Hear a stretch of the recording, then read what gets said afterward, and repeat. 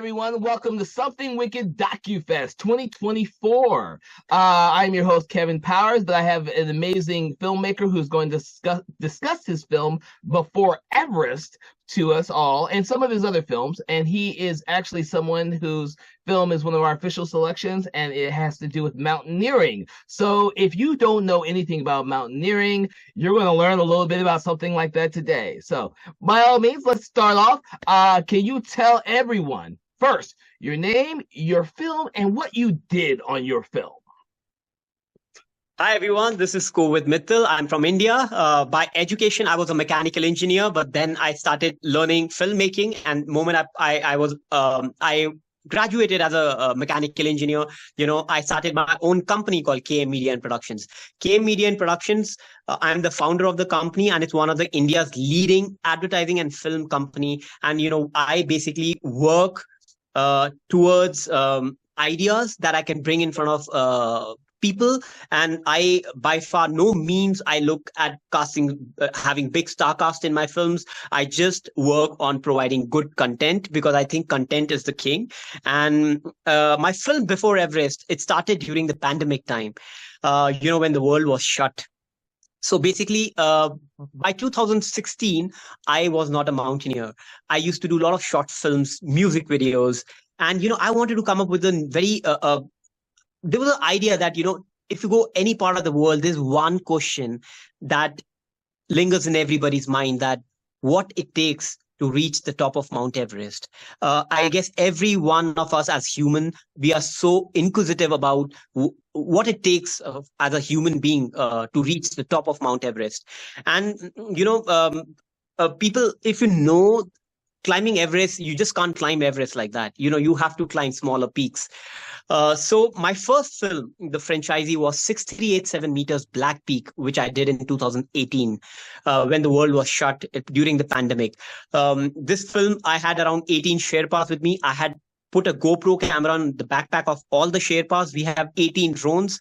And the drones, the GoPros, they were all working simultaneously so that, in a documentary, you can't miss action sequence. There are no retakes. And especially on a film like this, when you're climbing high peaks, there cannot be any retakes.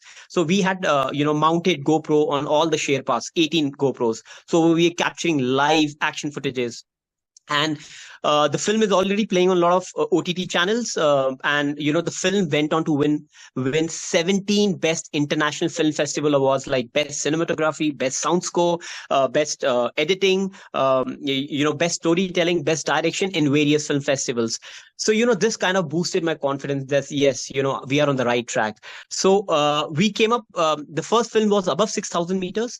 The second film was at 23,000 feet. That was above 7,000 meters. Unfortunately, that film, we couldn't climb till the peak due to bad weather, but that film had a lot of learnings to do. How do you put out your mountaineering gear? What do you eat in the mountains? How do you survive if an avalanche comes? This film is again playing on a lot of channels like Hulu, Amazon Prime. You can all, go to Amazon, like Apple TV, Tubi.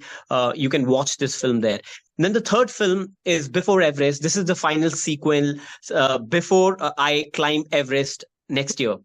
So Before Everest has done, it's right now doing its world tour, various prestigious film festivals. And here I am talking to you guys regarding my film Before Everest. So for some of the people out there, tell me a little bit about how you approached being a mountaineer. Other than, because there's going to be a lot of people who don't know anything about mountaineering. I only happen to know it because I've seen several films about it, but there's going to be a lot of people out there who don't know anything about it. And you weren't originally a mountaineer. You just kind of came to it, which is very odd and different type of story. So basically mountaineering, there's another a life that starts after you cross an elevation of 5,000 meters. The moment you cross an elevation of 5,000 meters, human life is not normal because we don't have a flora, we don't have grass, we don't have cattle there. The food, the fire, the electricity is not available at hand what it is at sea level. So the life of a mountaineer once you cross at 5,000 meters is totally different. You're living in a very hostile environment. The chances of hypothermia, the chances of frostbites are so much. So, and especially as a filmmaker, when we are shooting at that altitude, the battery of the camera tends to die out soon because, the battery gets cold soon. The GoPro generally has a 1 hour of backup, but our batteries were getting shredded in 20 minutes. So we had to carry a lot of the solar panels. So there were a lot of challenges, cooking the food.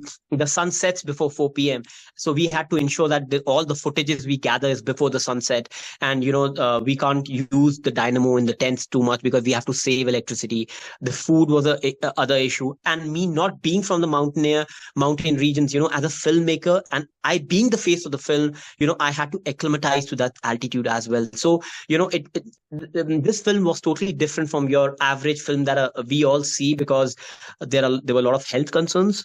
There were a lot of the equipments, the gadgets, they were running out of the battery, the climate. We had to finish the whole mountaineering film in that 3 given months, given weeks, because we had got a weather forecast that after 3 weeks, the weather is going to just crash on us. So, there are a lot of challenges.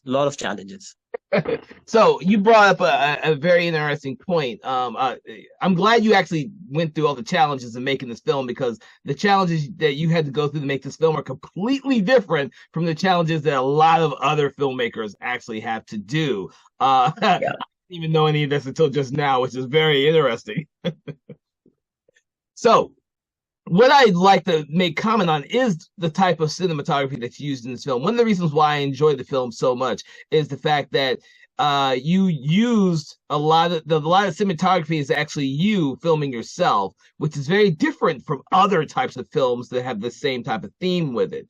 That is one of the reasons why I really enjoyed it, because it gives the audience a very personal feeling and your own, I guess, a first-person experience because you have the camera itself instead of an entire film crew filming you. I haven't watched the other two yet, but this one itself is a specific journey that you're going through. Can you tell us a little bit about why you chose to do it this way as opposed to doing it with a bunch of cameras in which you're not holding it?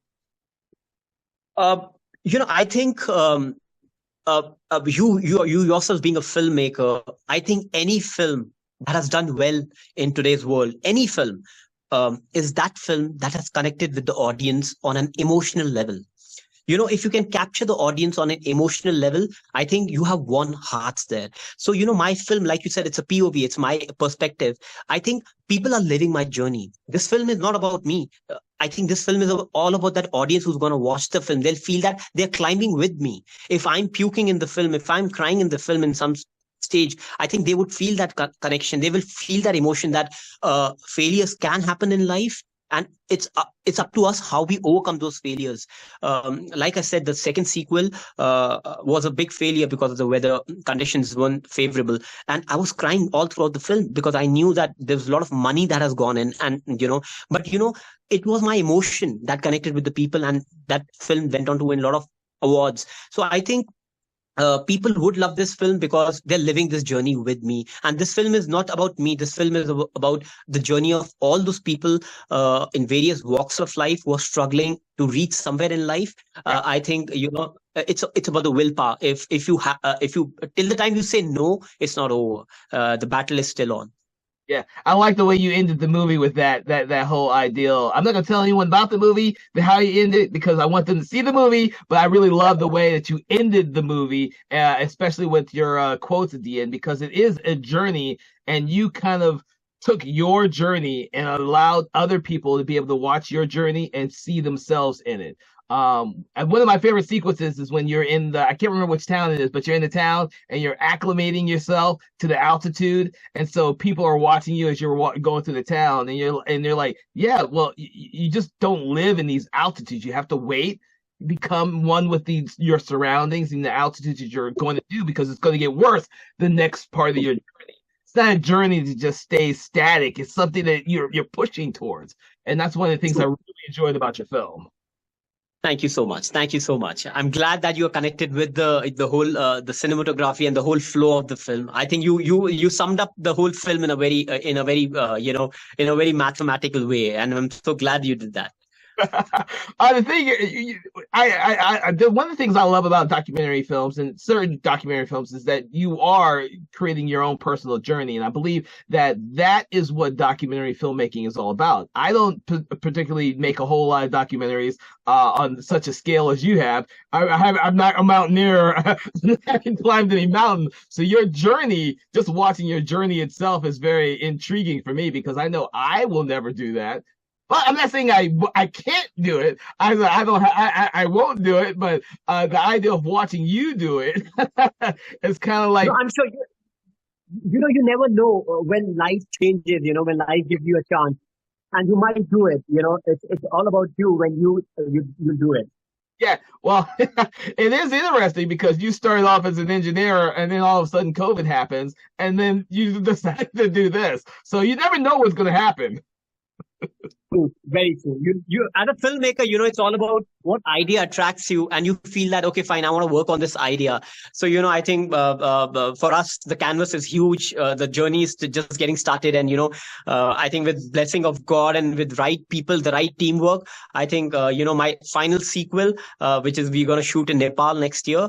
I make it at the top of Everest, and this is India's first mountaineering documentary franchisee. No one has ever done this kind of a film franchisee. So anyone who wants to be a mountaineer in future, if they see all these four parts of the film, they will really be educated, what life is above at that altitude. And, for the filmmakers, they would surely learn how to use cameras, how to do editing, how to put emotions in the right places, using the right background music, right color grading, so as a filmmaker, it's very important to use when you're editing a film, the kind of color palettes you use. Like it's a mountain, so we use more of blue tones, like if you're working at the sea level, then the tones are more teal and orange. And in terms of the music, the music changes with the altitude, with the landscape, so that even if you mute my dialogues in the film, you can just connect with the music. Because I think music is a very integral part of filmmaking. Because that's what keeps the audience glued to the film. So I think there's a lot of filmmaking aspects. I think people can learn something from this. Oh, most definitely. Another aspect I really enjoyed was the music, and especially the music you use at the very end, at the end of your journey, so to speak, and then at the end of the journey for the audience, and looking forward to the sequel of you actually climbing Mount Everest. Yeah. I didn't actually think until when I first saw this, because I didn't know there was two other ones before it. I didn't see it as like a franchise until I read about your other movies. Of course, now I want to watch those because now I want to see how your journey started to where it is now, and I'm hoping to see how it ends with the last film that you make. But one of my main questions is: are you going to continue to climb after you achieve Mount Everest? To be very honest, I don't know where my journey would take after Everest, because one of my very commercial film is about to release in the month of August. It's a romantic film, and in that I'm working as an actor in that. So I don't know where my life journey would take after Everest, but hopefully yes, if I do receive love, I think for the filmmaker, and I think you would agree to it, the biggest challenge is not filmmaking in today's world. It's about distributing the film. Yes, it's putting the film on the right platform.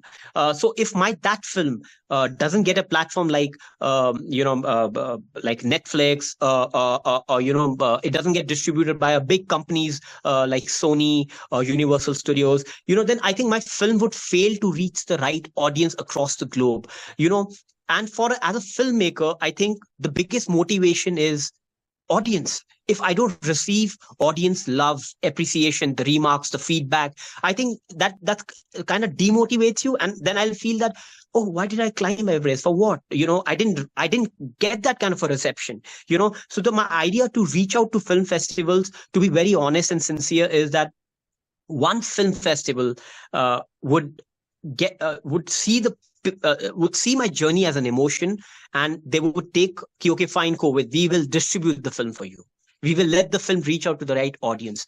So that's one of the reasons I started, sending my film to the film festivals. So answering your question, that would I do it after Everest? It all depends on the kind of love I receive, the kind of the people, the kind of buzz it creates across the globe. Only then, because there's a lot of money that's gone invested in the film. Yeah. Well, if you climbed it 3 times, I remember I only watched the first one. If you climbed the 3 times already with the amount of crew that you had with you, because I know it takes a lot of people to help you and assist you to get up to those type of things. And I can't even imagine the cost for Everest. Everest is like got to be astronomical considering how many people do it, or don't do it. Everest has become a lot of it's more commercialized these days. It's all about the kind of money you have in your pocket. If you have deep pockets to survive, then Everest is for you. So I'm looking that this film would help me get sponsors for sure. I'm being very honest. I hope this film reach out to the right brands, and I can get some sponsorship on board. Nice. So now that you've told me about both your horror film and your romantic film, you're kind of all over the place, which is actually really interesting. As a filmmaker, I would like to ask you, what do you like? What's your first perception that you get to see? Like, let's say if you have to cast me as an actor, like what do you look into a character when you're casting a character for a film? Well, the first thing I kind of do is because I don't write any of my films based on anything that has to do with specific ethnicity or color or anything like that. I try to be very open with it because I'm kind of a novelist first and then a filmmaker second. So I don't have an actual visual thing first. I love the casting process. I love to have people come in from all different walks of life and cast in front of me. I've actually switched genders on several of my films because I had better female actors than I did male actors. So I flip-flopped that. For me, it's all about who brings who understands the material first, and then who brings the most diversity in terms of their performance, because I want to be able to work with them and know that they'll be able to bring me a different dimension that even I didn't see before. That's how I like to cast. I've also liked to cast kind of like I hate to say this, but the Clint Eastwood way. I've gone off and taken a lot of people to dinner to just get to know them first. And then I cast them. That's good. That's good. I think if the director knows the cast of the film on a personal note, I think you can communicate your ideas in a much more better manner. That's the whole reason why I did that.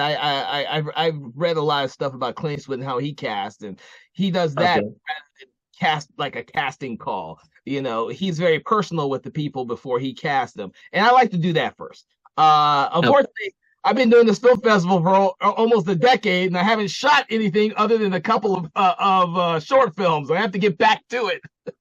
Wow, you have been doing this since 10 years? I've been doing the DocuFest, which you're part of. I've been doing. This is our 5th year.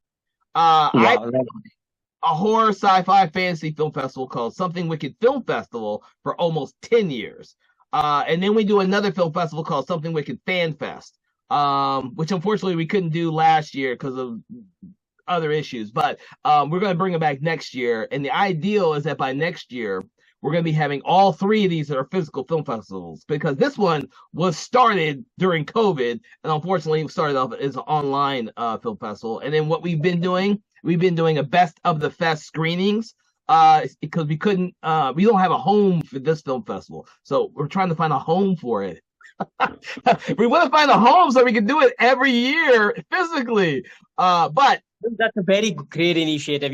As a filmmaker, it takes a lot of efforts to do what you're doing. Like, hats off what you're doing. Trust me on this. Hats off what you're doing. Well, thank you. But trying to do 3 film festivals in 1 year is like crazy. I don't know what made me. It's crazy. It's crazy. It is.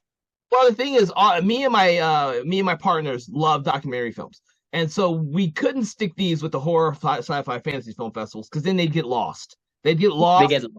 Be watching them. So we decided to do this one in order to highlight documentary and non-film film festivals, or documentary and non-fiction films, which has been much more, well received than we could have hoped, which is why we're going to keep doing it. And this is why this one has grown to being we're hoping by next year a completely physical film festival and with all panel discussions and everything. We're looking forward to that because we think we finally found a home for this one. So we're looking forward to that because this one right here is the one that everyone seems to love, and it's easier for us to get people to come see these films. So when are you planning to do the online screening for them now? Everything. Well, the ideal right now is still to do it on April 6th and 7th. For that whole weekend. That's our online screening date. The problem is we're also trying to do a physical aspect of it. We're working on that right now. If we the physical aspect hammered down because the locations are key, then we're going to probably revamp it and do everything, do a hybrid online and the physical one. We want to do that. That's our ultimate goal, is to do 3 physical film festivals a year, so everybody from all different genres will have a place to come watch their films. Now, this part right here, me being able to speak to you filmmakers who are completely on the other side of the world, I will not stop doing this. You guys, this is the most fun I've ever had in the last 10 years, is talking to all you filmmakers from all over the world. When we just did the physical film festival, I wasn't able to speak to any of you. I only was able to talk to the people who actually came to the film festival. This right here has been the most fun for all of us. Our panel discussions, our interviews, we're getting people from all over the world to contribute to these. We're getting, and that's what these videos are for. It's for filmmakers to see other filmmakers and how they made their films and how they address being filmmakers from all different types of all parts of the world. So that being said, I still want to talk about your film, even though we digressed and talked about the film festival. And I told you this is what happens sometimes because it's not just a film festival for me and the people who live in Georgia to watch. This is also something that we're trying to branch out to everyone across the world. Our regular film festival, we don't do anything online. Nothing's online. You have to be here to see the movies and everything. We screen them all. It's all physical. And I think that's what's lost. We're trying to find a good balance now. But we will. I mean, 10 years of doing this and we haven't stopped yet. It's all about you filmmakers and your films. No, it all starts with baby steps, and what you've been doing since a decade. I think it's hats off. I know the kind of effort it takes to put up a film festival, and that to a physical, film festival where you can put up the live film for the audience. It needs a lot of efforts, and it's people like you, who motivates filmmakers across the globe to make film and send it to your film fest. So it's commendable. It's commendable. So. Well, thank you. But before Everest, I really do want our audiences to get a better idea of your film, because it is a film I do believe will speak to a lot of people in regards to watching someone who's going on a personal journey. And that is something that probably is very specific to you, because you came from a background of being a model, an engineer, an actor, and something like that, and then you became this during COVID. Was that a difficult transition, or was it something that just naturally progressed because of COVID? I would say the latter would have more weightage. That yes, because during COVID, the work was slow, and at that times the OTTs weren't in the right shape. We only had Amazon and Netflix. I think a lot of OTTs came in after the pandemic got over. So basically, when as a filmmaker, you always want to do something creative and innovative. And, I always had this idea that what it takes to reach Everest. But, God has a way of showing you the path. And I think during COVID was the right moment for me to start because I had a lot of ample amount of time to work on this project. And, that's how the journey started. Nice. So I'm gonna get back to one thing I really enjoyed about the film, which is the cinematography. You have, and I want people to understand this, because when they watch it, it may start off as being something that's very personal, and you're in this. I guess you're going on the journey. But some of the cinematography that you have when you're on the mountain itself is some of the most beautiful cinematography I've seen in these type of films. And thankfully, you make comment of that, and it's almost transcending the way you actually talk about it. Was that consciously an effort from you? Because see, a filmmaker would automatically think about that. But an actor slash engineer probably may come about it a different way. So I just want you to talk about why you chose certain aspects like that to highlight in the film. Because I think you edited the film, right, as well? No, my editors edited. I have a whole team who edits. Yeah. Okay, okay. So tell me a little bit about that, because I really do want people to understand that some of the cinematography in there is really breathtaking and beautiful. So when I was flying to that mountain, to that the city, I had a lot of my screenplay written. This I think screenplay is very important for a filmmaker because that gives you the flow of the movement, the flow of the moment that how the film is gonna progress. So basically, my in the papers I had written only like when I start the journey, I'm just a normal citizen. If you see the film in the first part, the colors of the film are, the palette is teal and orange, but the moment I'm going higher and higher, the color palette is changing to blue tones. That's one of the first cinematography aspect that we worked on. The second was the music. The music is very mellowed in the beginning, but the moment you keep going higher and higher, the music becomes a little more, it starts haunting you. It's more on, it gives you a feeling of something bad is about to happen. There's a danger lurking around. So the music was playing with the mind of the audience. And in terms of the cinematography, I knew until I reach the base camp, it's going to be a very, just a normal landscape. People would think we also can do that, But the moment I reach base camp, the moment we have to start fixing the ropes, I knew that this is the time we have to fix GoPros on all the Sherpas, So I had a rough cinematography sheet of papers where I had written the screenplay. But obviously at that altitude, you can't stick to your screenplay because, there are no retakes, like I said before. But I had a kind of the flow chart with me. And I knew that once I come back to my editing table, I'll sit with my editing and whatever flaws I couldn't shoot there, I'm going to cover up on the editing table. Because, the filmmaking is not just about we take the footages, we club it on the editing platform and we present it. I think filmmaking is an emotion, is a journey, So you got to play visually with the mind of your audience. So I think 50% of my journey was writing the screenplay and 50% was during the filming. And, the rest was taken care during the editing part. Nice, nice. So I think we've discussed a little bit about everything about your film without actually discussing your film, which is good because I want people to watch your film and appreciate some of the stuff that you put in the film. Is there anything that you would like to leave for your audience after they've watched this film? Anything you want to tell them or anything you want to leave them with? First of all, I would like to, thank you for giving me this platform that I can come and voice my opinion in front of the people across the globe. I really appreciate your efforts for that. And so second, anyone who get to see this interview, I want you all, to please follow my work. All my work from, the music videos that I've done, the films that I've done from genres like romantic films, now this documentary, the action films, it's going to teach you something about filmmaking if you're a filmmaker. And if you're an audience, you would love the film because all the stories are the very raw, the very authentic. We haven't copied any storyline from anywhere. It's completely original.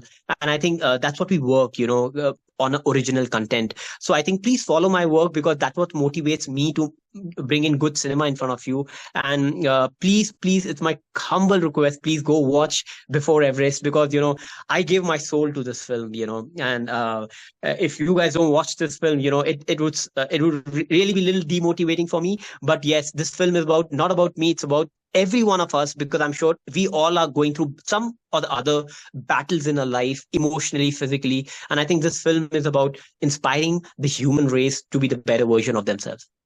Yes, I agree. And I want to thank you for joining us for this interview. I want to leave everybody with this. Documentary filmmaking, especially a documentary filmmaking from a personal perspective, is a journey. And this filmmaker has gone on one hell of a journey that could started off in, I guess, two films before the one you're about to watch, before Everest, and it's going to continue because life is a continuous journey, whether you're just experiencing life as just someone who's a guru about life or a filmmaker. You're progressing, you're learning, you're you're becoming more motivated with each film project, with each thing that you go towards. So I will leave you with that. I want you all to enjoy the film, enjoy all the films here at Something Wicked DocuFest. Make sure to check out all of the filmmakers' films. We're going to try and promote as many of them as possible because that's what we do at Something Wicked DocuFest. We want to promote independent films and hope that they get bigger distribution and bigger audiences because that's what we want. Thank you for joining us. I have one last message for Something Wicked Fest, that your whole team, and you guys are doing fabulous work. More power to you, and you guys keep, not just three physical festivals in a year. I hope it becomes a bi-monthly festival, that you keep doing it on a monthly note. You get all the, sponsorship you guys require, and, bring up the good work from across the globe, So hats off to Something Wicked Film Festival. Thank you. Thank you. I don't know if I'm going to do it every other month. 3 times a year is good enough. But thank you so much for joining us on Something Wicked DocuFest. Thank you so much. We have a lot of great films for you this year. Make sure you check those out on DocuFest, but also make sure to check out our home film festival, Something Wicked Film Festival, which will be coming up later in the year. And of course, our Something Wicked Fan Fest, which will be at the end of the year. I want to thank you all for joining us and have a good day.